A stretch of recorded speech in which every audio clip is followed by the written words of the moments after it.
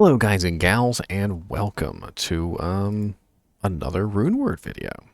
So we've got a lot of really exciting information over the past couple days, and most recently we've got information on several new runewords. Most notably was Mist and Unbending Will. And apparently, unofficially, one has been leaked, and I don't know whether this is a legitimate runeword or not, but it was leaked, and it is circulating around the internet, and I figured might as well talk about it. I also created the runeword so that you guys can play around with this particular iteration of a runeword which may or may not exist. So without further ado, let's get into the runeword, talk about it, and figure out what it could potentially be useful for. Now, I have created them and put them in a file, which if you check down in the description of the video, I should have a link down there for you so that you can download this and you can utilize it yourself. You can play around with it. You can see what it might be good for. Now, right off the bat, I do notice that the highest rune in this particular rune word is the Pull rune. And that is going to give us our level requirement. So even though it says level 64 there, the highest level rune in this particular rune word is level 45. And so the rune level of wisdom is going to be level 45. So let's keep that in mind. Now, the Wisdom Rune word is kind of interesting. There are very few items in the game that are not bows that will give you a piercing effect. And the list is so short that I can literally quote them right now. The War Strike knife gives piercing effect, and the Razor Tail belt gives piercing effect. And that's it. The only two items in the game that are not bows or crossbows that give piercing effect, and one of them is a dagger. So we are really looking at only one item in the entire game, with Razor Tail Belt, that will give you a piercing effect that doesn't require you to use a weapon to get it. And this means that the Wisdom, if it is actually a real rune word, will be the second rune word in the game to incorporate the pierces target effect, and it will stack with that Razor Tail Belt, which I actually have on my character right now, and that Razor Tail Belt would stack for a total of 66% pierce, which is pretty darn amazing. Having the ability to stack pierce like this is absolutely amazing for characters that do not have access to pierce, so let's keep this in mind as we go forward. We also have a 20% bonus to attack rating on this, which is definitely nice, so it definitely seems to be focused around a sort of a ranged character, either a throwing barbarian or an Amazon, or maybe a Act 1 rogue mercenary, or even a sorceress with a bow who's firing exploding arrows and using enchant. Whatever it may be, it seems to be focused around a character who's actually trying to hit things, right? So we also have a 5% mana steal per hit, which is absolutely amazing for bosons. Bosons tend to go through a lot of mana. A lot of their skills just cost way too much mana in general. We also have a 30% bonus damage to bonus to defense, which is nice. It will give you a little bit extra defense there. The plus 10 to energy will not do anything for the Act 1 rogue mercenary, but it will be very nice for those bosons and even the exploding arrow sorceresses. Plus 10 energy is going to vary depending on your character, so it's not always going to be the same amount of energy because each character gets a different amount of energy or mana per energy point. So we'll keep that in mind.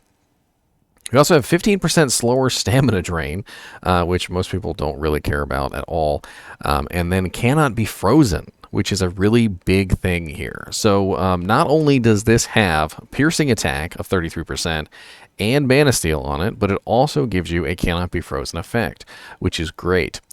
We got plus 5 to mana after each kill, which is freaking huge. Plus 5 to mana after each kill is a huge amount of extra mana. And while this will not help out your Act 1 Rogue Mercenary, if you're an Amazon, this is like gold, like liquid gold. Like you literally have a 5% mana steal, a plus 5 to mana after each kill, and a piercing attack bonus, all on one particular item, which means this could literally fix your mana issues on a bow Amazon, literally like that. We also have a 15% damage taken goes to mana, as if all that was not enough, so that when you do get hit, your mana is going to go up even further. And I can totally see this being a super viable item for bow Amazons, and it is really cheap. Pull Ith Eld is super cheap. The Pull rune is literally the most expensive rune in this entire recipe, and Pull runes are not really that hard to come by. They're rarer, of course, than something like a shale rune or, you know, a lum rune, but they're not so rare that people are like scrambling for them. You know, and we use them a lot. Pull runes get used a lot to upgrade items, and that's one of the great uses of pull runes. But apart from their massive use to upgrade items, pull runes tend to be kind of those runes that sit in your stash until you need them, and usually you'll have 3 or 4, sometimes even 5 or 6 of them just laying around. So as you level up a character, you know, you might have a little bit of an issue creating this because you'll have to find your first pull rune. And is this the item that you want to use your first pull rune on? That's the question, right? Well, this may or may not be the first item that you want to use your pull rune on. So let's go and take a look at the items that I've got. So I have actually created these items, believe it or not, for you guys to use. So I just have 2 of them here. They are crafted items that I have enabled to have the same exact stats as the item that supposedly exists. So if you take a look at the crafted version, you'll notice that we have the same piercing attack. It does not show the percentage, but I have made the percentage 33%. The same bonus to attack rating, the same mana steal, the same enhanced defense, plus to energy, 15% slower stamina drain, it cannot be frozen, plus 5 to mana after each kill, and the 15% damage taken goes to mana. So a very, very interesting helmet, to be sure. What potentially could you utilize this helmet for? Well, the answer to that question lies in the piercing attack. I feel like the piercing attack is the main thing on this helmet. Like, a lot of items have this main effect, and this main effect equals exactly what you would use the item for. Well, piercing attack kind of pushes this strongly toward a ranged character.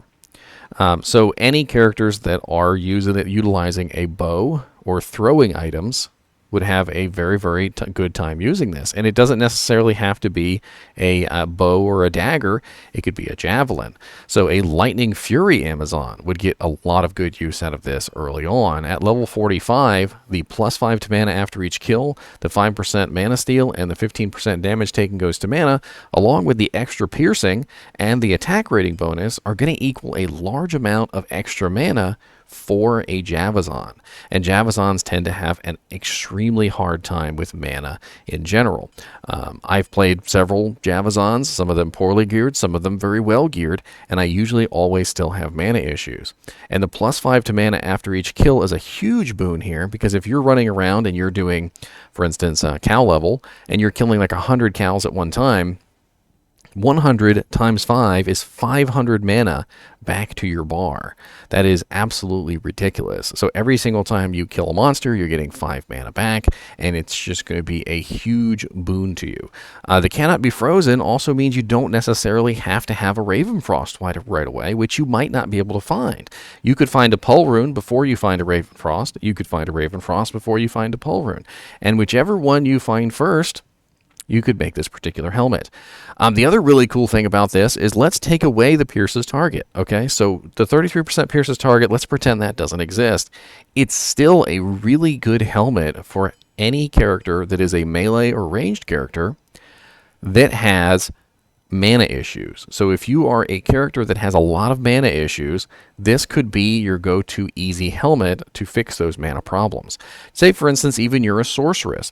A sorceress could make this as an easy helmet for plus 5 mana after each kill, the cannot be frozen, the plus 10 energy, and the 15% damage taken goes to mana. Granted, she's not going to get any bonus from the 20% bonus to attack rating, the 5% mana steal, or the pierces target, but it could potentially be a way for a lower level sorceress to solve some mana issues until late game. Same thing for a barbarian, a paladin, or a druid. If any of those characters are having mana issues, this could just be something that you have in the stash, and you could just pop it on when you have mana issues and then replace it later once you get your Ravenfrost, and once you've fixed your mana issues, you can use something else. Now, we don't exactly know whether this is a real rune word or not. It was a leak, so we are going to have to wait with bated breath on whether this is real or not. If I find out that it is fake, I will update the title with the word fake on it or something like that. Or maybe I'll just delete the video entirely. But if it turns out that it is real, the video will stay up, and we will all be excited for the next rune word that is coming into play. And if you haven't seen the videos on the previous rune words, go take a look at those. I have a video up on Unbending Will, and I also have a video up on the Mist rune word, and now I will have a video up on the rune word Wisdom. Anyway, as always, I do appreciate you guys and gals watching my videos, even when they are on a rune word, which may or may not exist. And as always, keep watching.